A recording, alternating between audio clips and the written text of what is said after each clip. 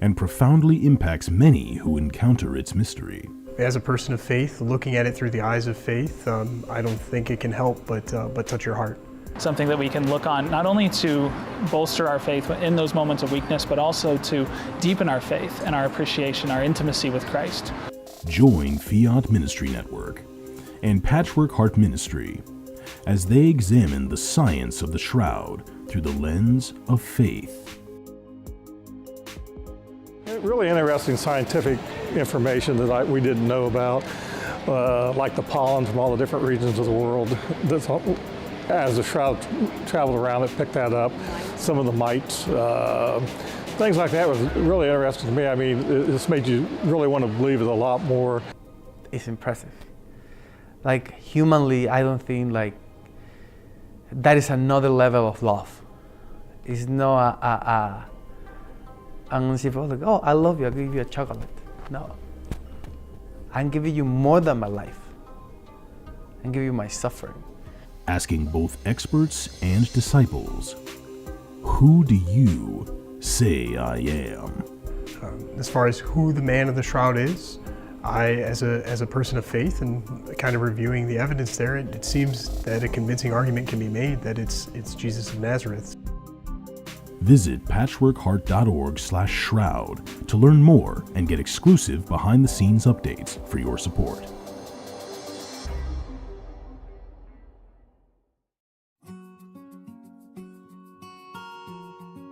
The St. Raymond Nonnatus Foundation, in partnership with Patchwork Heart Ministry and Fiat Ministry Network, presents a podcast for families in crisis. Hello, and welcome to a podcast from the St. Raymond Nonnatus Foundation for Freedom, Family, and Faith. Back again, and DeSantis Executive Director, joined by our board president, Mickey Kelly. Mickey, thanks for joining us again.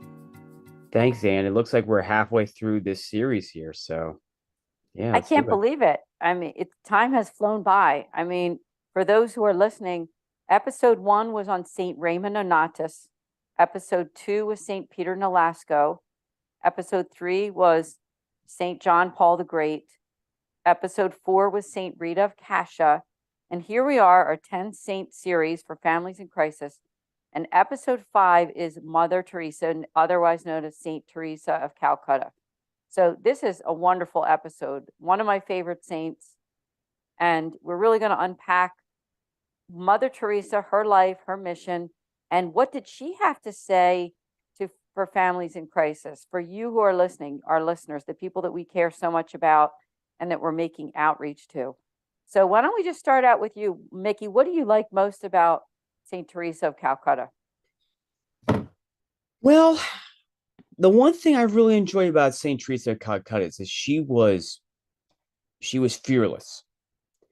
And I say that because one of the things that jump out at me when someone, I engage in a conversation with someone when we talk about Mother St. Teresa of Calcutta is that there was a prayer breakfast that happened in 1994, and she used that platform to speak out against speak out against abortion, speak out against abortion. And in the presence was, the president, the first lady at the time of the United States, which was the Clintons.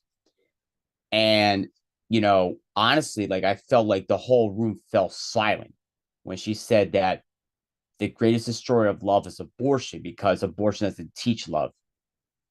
It deprives women.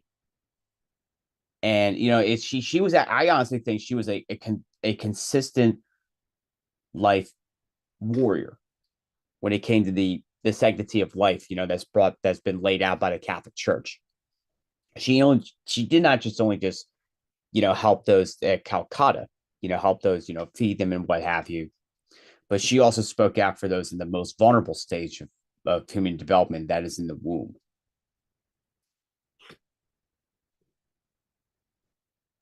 I'm so glad you mentioned that. Of course, that popped right into my head too, because you, Mickey, yourself have done so much for pro-life from conception till natural death through your prayers, through your presence. And not everyone is involved in ministry to pray right at a facility, but that's something that you've been doing for so many years.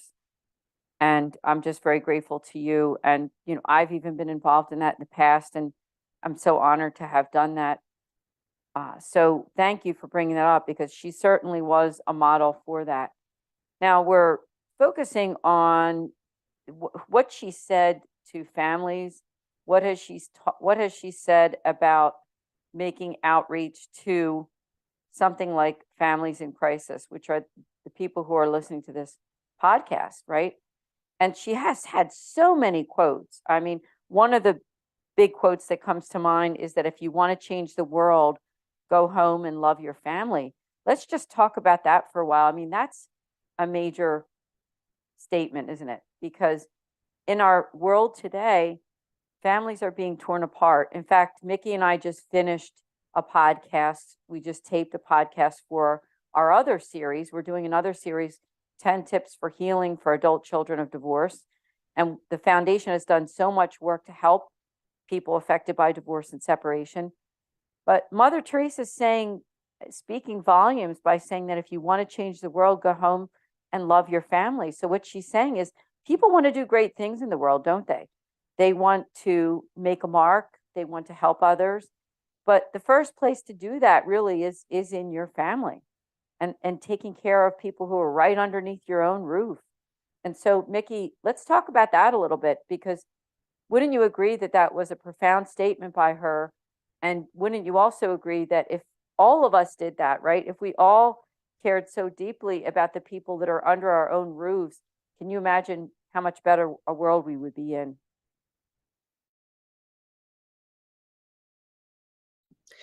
Oh yes, and I agree with you. I mean, looking at like Saint Teresa of Calcutta, like she was willing, you know, to help families, especially in crisis, especially those that were marginalized from, the poverty in Calcutta, and even like her encounters. And you just mentioned a moment ago, like one of her profound quotes, because she did not just preach about love; she put that into action with every person she encountered, and she loved every person, the homeless, the unborn, the orphans, even feminists and homosexual activists that would jeer or mock her, things like that. One story is there was a reporter that tried to trip her up on calling them, gay people, whatever, but St. Teresa of Calcutta was quick to remind them that they were God's special people. And honestly, I think some people be like, what? But I think there was a point that she made. I think the point the point she's making is that we're all God's children, regardless of the good and bad circumstances that surrounds us. And I think she recognizes the humanity in all of us, and in particular, because she thought that there's a face of Jesus in the homeless every time we encounter them. I have friends that do these what's called Jesus runs. It's like in collaboration with the Catholic centers and the seminary, usually like twice a month on a Friday evening. They would go around the city, giving them like food, and oftentimes too, especially with the cold days of winter approaching, they would give some clothing, help them to get by. But family is important, as if in St. Teresa of Calcutta even put emphasis on it. I think the important places to teach love is to start at the home. Amen. It's so important, and I think it's as simple as it sounds. It's a very, very good reminder for our audience, for you who are listening, families who have gone through some kind of bad circumstance, whether that be divorce, separation, job loss, sickness, loss of a loved one, relationship issues. I mean, the list goes on. Something to do with pro-life. I mean, that's why we exist. We exist for people like you. It was a decision of the Mercedarian religious order when they came together to say, what can we do? And they came up with this idea of the St. Raymond Nonnatus Foundation to make pastoral outreach to all those issues and more than what I just said. I mean, I just named a few. I named the ones that we hear the most when people reach out to us. And so one of the other things that Mother Teresa said is to never worry about numbers, help one person at a time, and always start with the person nearest you. I think that's also great advice for you all who are listening, that Mother Teresa, St. Teresa of Calcutta, is saying that when we think about how we can help other people, maybe you're worried about your son or your daughter. Maybe it's your parents. Maybe it's your husband or your wife or your ex-husband or ex-wife. Maybe it's somebody else in your life. But she's saying that just start with the person that's closest to you. And Mickey and I, it's funny, we did just, as I said, we just finished the podcast taping for 10 tips for healing for adult children of divorce. And one of the suggestions that we had during that taping session was really to try to be a good listener and to be there for people who need us. And that when we give of ourselves, it's a way that we can be healed, right? When we give of ourselves, if we're in crisis, just say, I'm in crisis. I'm searching for help. I'm searching for understanding. But sometimes when I can come out of myself a little bit and be able to give to somebody else that might be also hurting, it's a way that not only is that person able to find healing, but believe it or not, so am I. And so Mother Teresa is giving this suggestion to look around at the people who are near you. I think, and Mickey, maybe we can unpack this a little bit. When people ask us this question, like, what do you do? And I say, well, we make outreach to families who are going through adversities and crisis. In my opinion, that's pretty much everybody. Every family has something, whether it could be something with your husband or your wife or your child or somebody that you care deeply about. It might even be somebody at church that you see at daily mass or at mass, and everybody's praying for this one family or this one person. So keep your eyes open, right? I mean, let's talk about that, Mickey, but would you agree? I mean, my experience in being the executive director and communicating with these people is that crisis comes in many different shapes and forms. What do you think? Well, a moment ago, Anne, I did mention that, St. Teresa of Calcutta reminds people that every person you encounter, you see crisis, particularly with the homeless. And I think also you mentioned that there's another quote that she reminds us to focus on the one. I mean, like, there's no way you're going to feed 1 million people, but you focus on the one. Likewise, if you want to paraphrase it, the pro-life thing, you're not going to save 1 million people. If you save one, that's a victory in my book. And surprisingly, a Protestant pastor that I know, he speaks quite a bit about St. Teresa of Calcutta. We have to cue the intense music here. But anyway, there's so much we can talk about, St. Teresa of Calcutta. But one thing that she claims when people ask her who she is, basically she is just a pencil in God's hand that is writing, her story. And she was ahead of her time, especially in the 20th century.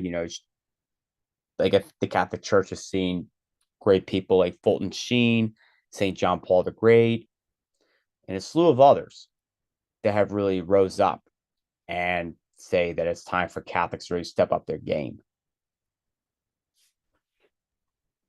I love that quote that you said, the pencil in God's hand. And that is what I think all of us can do. As you said, I believe on this podcast and in a lot of other podcasts, you have said, and I agree with you wholeheartedly, is that we all are called to be saints. And we may think of that in terms of like what we read in these books of special people who were martyred or recognized by the Catholic Church and canonized. There's so many saints in heaven that we don't even know who they are, right? But they are there, because if you're in heaven, you are a saint too. the Catholic Church recognizes those special people that we know for sure are in heaven. And it's been demonstrated and proved through all of the special ways that we have a person go through to become venerable and a servant of God, and all through the ranks, all the way up until when they're finally blessed and then saint. And I remember when Saint Teresa of Calcutta was blessed for a while, right? And I'm sure you do too, Mickey. I want to go back to a couple more quotes, but one quote that she said, and maybe we can unpack this a little bit too, is that loneliness and the feeling of being unwanted is the most terrible poverty. And I can tell you that working with this foundation is how many people reach out to us who have gone through some kind of crisis, whether it be a divorce or separation, or even, like we just had the podcast for adult children of divorce. The loneliness that somebody can feel when their parents have split up, whether it was in childhood or even when they're older, that loneliness. I think that's worthy of us talking about that a little bit, because Mother Teresa definitely made it a point to recognize that loneliness that we all have and that people can feel. Let's talk about it, because I'm sure that somebody's listening right now who is feeling that sense of loneliness, and that can be a crisis too, because it can lead to depression. What do you think about that one, Mickey?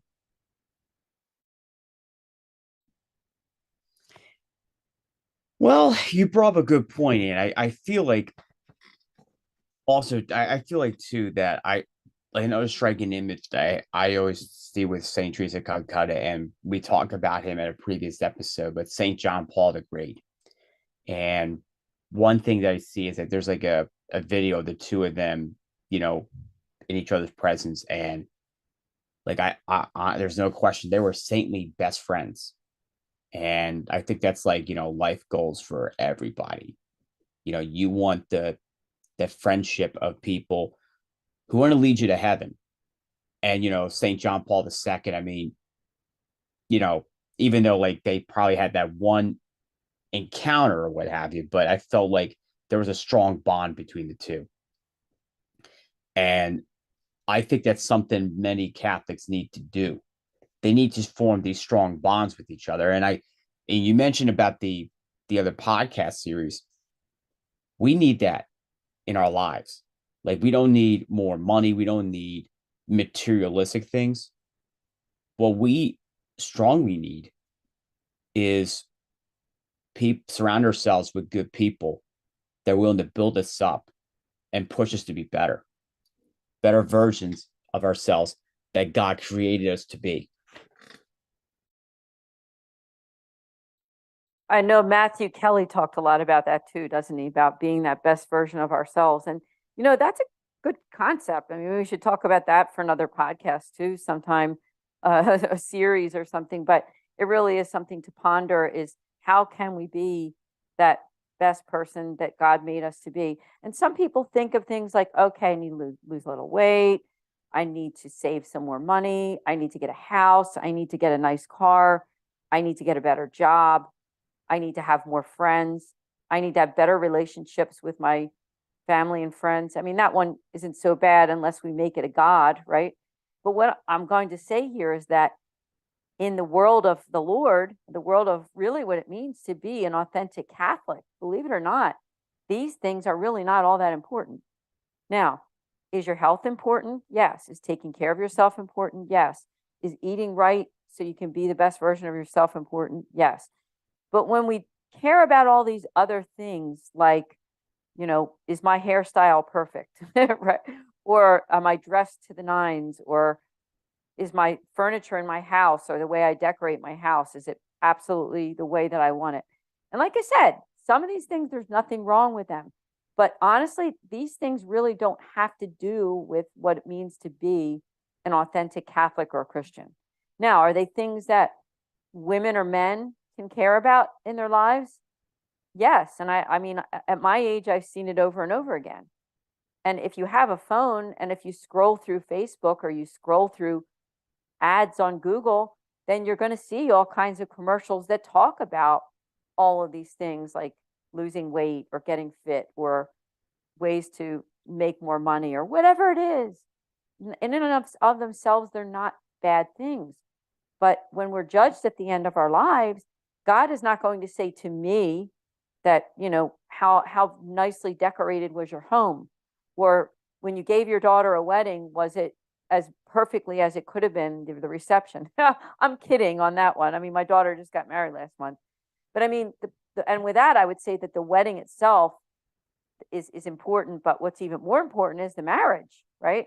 So are these the things that God is going to care about at the end of our lives? I'm going to say no, and I really do think that's true. Now, I'm going to read something that Mother Teresa said. She said, in the West, we have a tendency to be profit-oriented, where everything is measured according to the results, and we get caught up in being more and more active to generate results. In the East, especially in India, I find that people are more content to just be, just sit around under a banyan tree for half a day chatting to each other.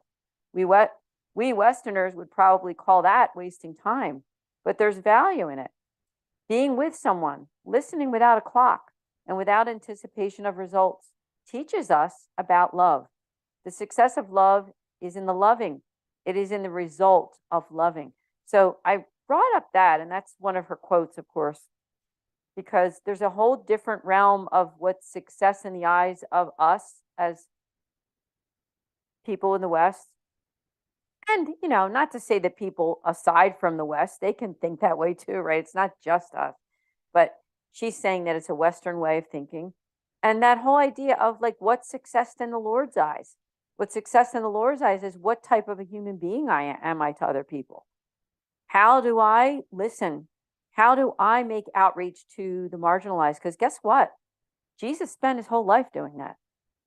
He spent his whole life reaching out to the poor, the sick, the outcast, those who needed help, those who needed prayers, those who were desperate, those who were lonely. And that's what St. Teresa of Calcutta did. And so when we look at success and we look at Mother Teresa, we look at someone who looked at it much differently than what we do. And you know what? We're all guilty, I think, of what we just said. Even I'm guilty of it. I'm guilty of it. I mean, like I said, I just gave my daughter a wedding where you can't help but worry about the dresses and the hair and all these other things. And, as people of faith, we're still tempted to care about those, dotting all those I's and crossing the T's of our lives. But in reality, as St. Teresa of Calcutta says, what are the ways that we care about those people who need us? I mean, Mickey talked a lot about pro-life, and, do we care about those moms who are making tough decisions?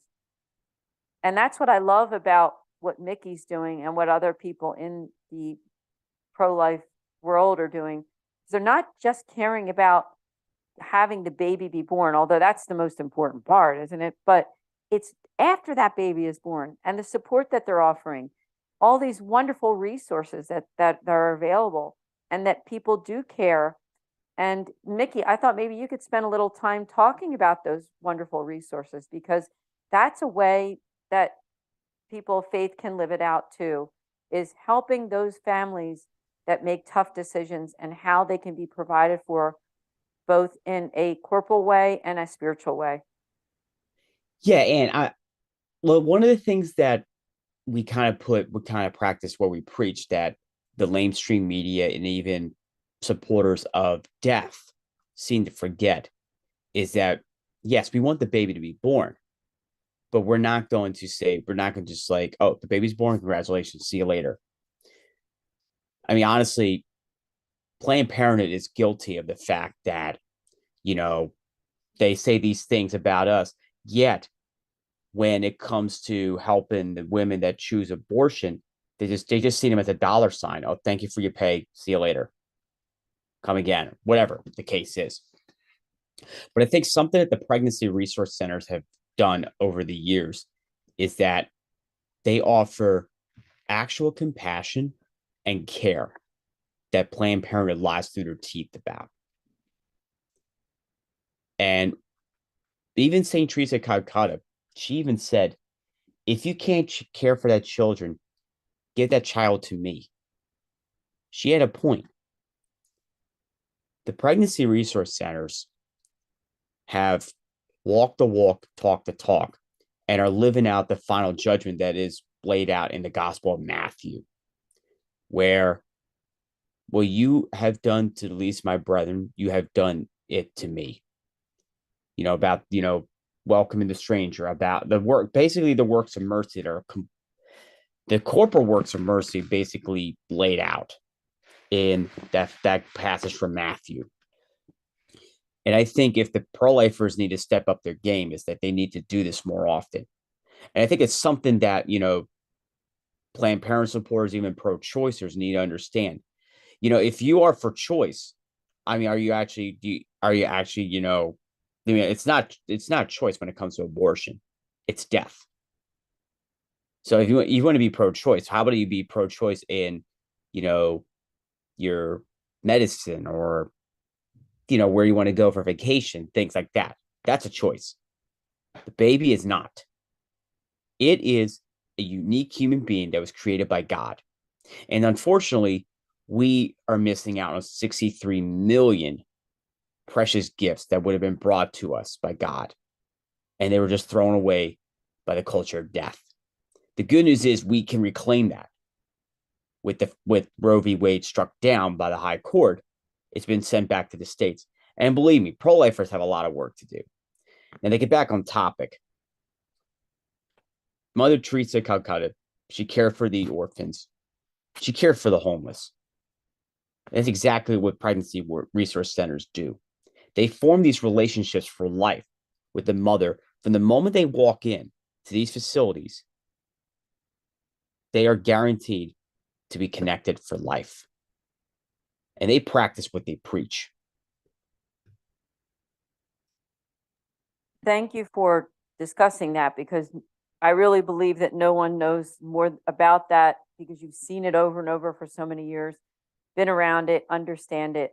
And, the St. Raymond Nonnatus Foundation, off topic, I mean, we are very humbled and grateful to be a member organization with an organization called the Pro-Life Union of Greater Philadelphia. Learn about them at prolifeunion.org and about the great work that they're doing. That's a side note. But going back to our topic, another quote, I'm going to read two more quotes from Mother Teresa, St. Teresa of Calcutta. She said that yesterday is gone, tomorrow has not yet come. We have only today, let us begin.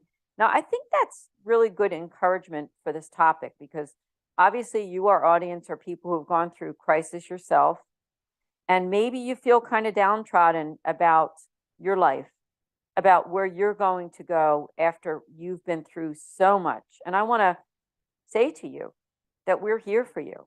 That is really what we do. Some nonprofits, they all have their mission statement, don't they? Okay.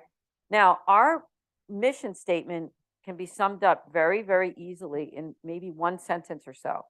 We offer pastoral accompaniment for families in crisis. Now, how do we unpack that? How do we live that out? The way that we do it is what we're doing right now. And that's by doing a podcast like this, an open discussion with you, not only to offer you hope and healing, but those resources, right? We actually do have free resources. Everything that we do is free. We do not charge for anything that we do, not the podcast, the events. Now, when we have retreats, it's only just to cover any fees, or just to cover the meal cost or the room. But we don't charge for any of our services, really. Anything that we do, such as what we're doing right now, or our free pastoral consultations with a Mercedarian friar, even our spiritual direction, making a shout out to you right now, those listening, that if you want to do spiritual direction, which is a monthly appointment with a priest, either in person or online, where you can be guided on your spiritual journey. You can ask questions, you can pray, you can get some advice on how things are going in your life. Please do reach out to us. All you need to do is go to nonnatus.org under the priestly consultation dropdown. There's another little dropdown for spiritual direction. So we're just very proud and very humbled to offer these beautiful services for you. But just remember what Mother Teresa said. She said that yesterday's gone. So even if something bad happened to you, whether it was a divorce, a separation, a job loss, you know, you're still looking for work, whether it was a sickness of you or someone else, that yesterday's gone, tomorrow has not yet come. Now that fills you with hope, and I think it should, because when we know that if you're still alive, there's hope, right? And honestly, even when we die, isn't it great to know that the Catholic Church offers prayer for those souls that are deceased? And actually, we're taping this in the month of November, although this one is going to air in December. And might I say, happy holidays and Merry Christmas, because this one is coming out after Christmas and during that Christmas season. So we're wishing all of you a wonderful Christmas season. But remember that Mother Teresa said that we've only just begun, that we have only today, so let us begin. You know, we don't know when we're going to be taken up to the Lord, do we? None of us do.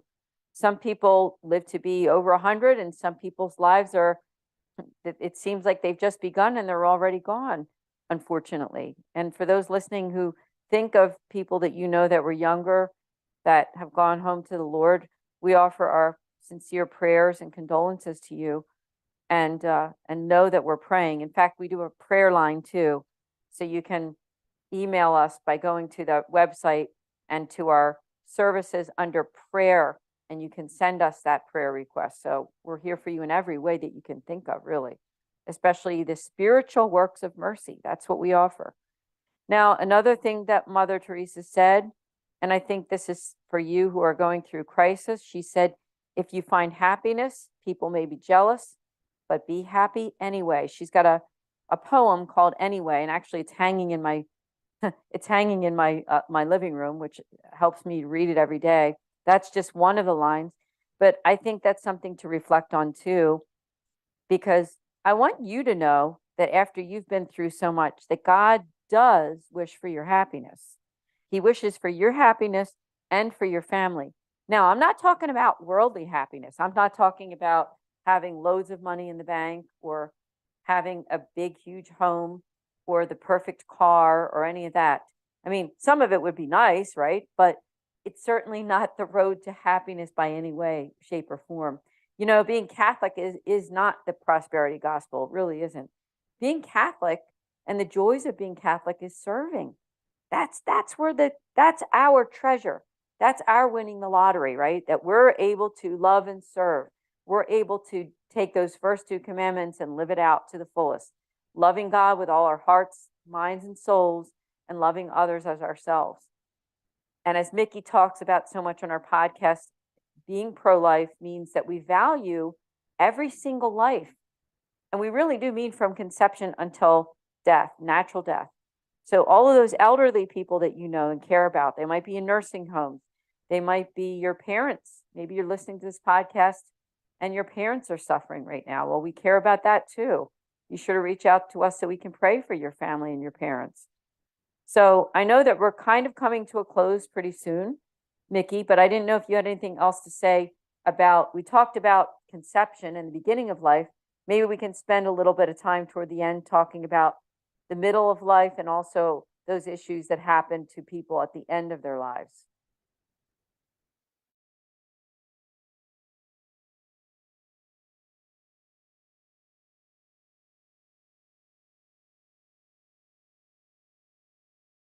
Okay, I think we're having a little technical difficulty there, so I'm back again.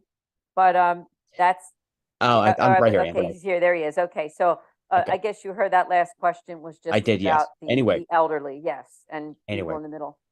Okay. Well, life is precious. Life is a gift. It must be protected. It must be saved, cherished, but most importantly, it's worth living. And I say that because everyone offers you wisdom. Everyone gives you a reason to be here on this earth, because God is the author of life. And no one decides who lives or dies but him. So defend life, protect them, and love each person you encounter.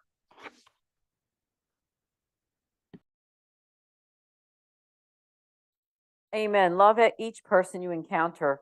And I hope that we covered enough in this podcast. I think we did. There's so much to talk about when it comes to St. Teresa of Calcutta and just the type of person that she was, and that she continues to have such a legacy with all of us, doesn't she? I mean, she continues to be loved, not just by Catholics and Christians, but really by everyone, because she really did teach us how to love. You know, there is really an art to loving people. And I think part of that art is meeting people where they are. Now, some people might say, well, you don't want to fall into sin by meeting people where they are. You don't want to agree with someone. I'm not saying that. What I'm saying is meeting people where they are, because remember that we're all wounded in some way, okay? And some people didn't have or don't have sort of the education, even the catechesis that we do. And maybe they don't understand a lot of things about the church and about what it means to be Catholic or Christian, or even what it means to be a person of good faith or goodwill, right? They don't know that. So sometimes we have to assume they don't know. And so I think Mother Teresa was all about that. She was all about understanding that we're all on this journey. You know, sin affects all of us. It doesn't just affect some of us. Even some of the best Catholics and Christians we know, on a daily basis, we are all sinning. We might not be sinning in the same way, but we are all sinning. And we do need to recognize that we're all on this mission together to love, to serve, to educate, and to do it with grace, right? As soon as we start to accuse and to and not open those doors of communication. We always need to keep those doors of communication open all the time. Now, I'm saying that to you people, the people who are listening, who are families in crisis, individuals in crisis. Whatever your crisis is, remember that God is not finished with you yet. And I know that's not a religious quote, but it is a good one. So I want to thank all of you for joining us for this podcast. Now, I would like to tell you the topic of our next podcast, the saint that we are going to be discussing for the next one. And that one is going to be, which I think Mickey will be very happy about, episode 6 is Blessed John McGivney. Now, we're not going to talk a lot about it right now, but maybe before we end, Mickey, just tell us a tiny bit about him before we end this podcast. Just a quick correction. It is actually Father Michael J. McGivney, the founder of the Knights of Columbus. Thank you, Michael J. McGivney. Thank you. Why did I have John? That was incorrect. But thank you for that. So Michael J. McGivney, is there anything that you want to share with him before we end?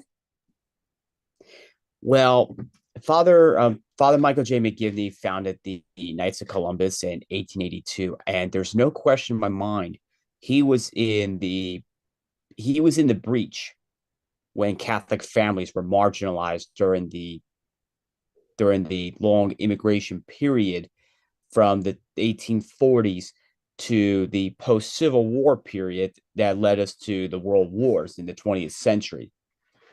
And what you're going to hear is that he really helped, he started an organization called the Knights of Columbus, which I'm a member of, and it grew to about 2 million members.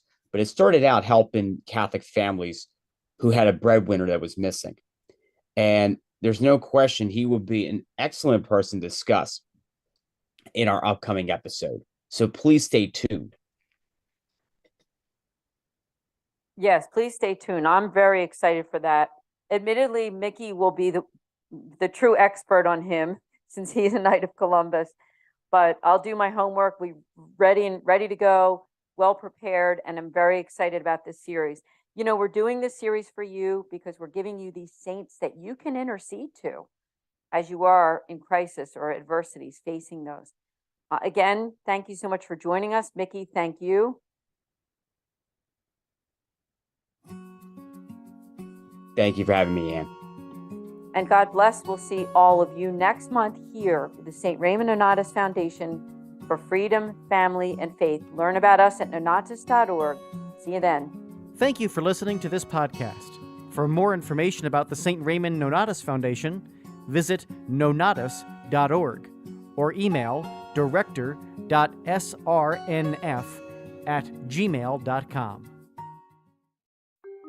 The Shroud of Turin is one of the most researched and studied relics in church history, and profoundly impacts many who encounter its mystery. As a person of faith, looking at it through the eyes of faith, I don't think it can help but touch your heart.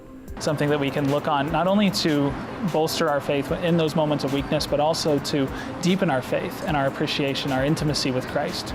Join Fiat Ministry Network and Patchwork Heart Ministry as they examine the science of the shroud through the lens of faith. Really interesting scientific information that we didn't know about, like the pollen from all the different regions of the world. As the shroud traveled around, it picked that up. Some of the mites, things like that was really interesting to me. I mean, this made you really want to believe it a lot more. It's impressive. Like humanly, I don't think like that is another level of love. It's not I'm like, oh, I love you, I'll give you a chocolate. No. I'm giving you more than my life. I'm giving you my suffering. Asking both experts and disciples, who do you say I am?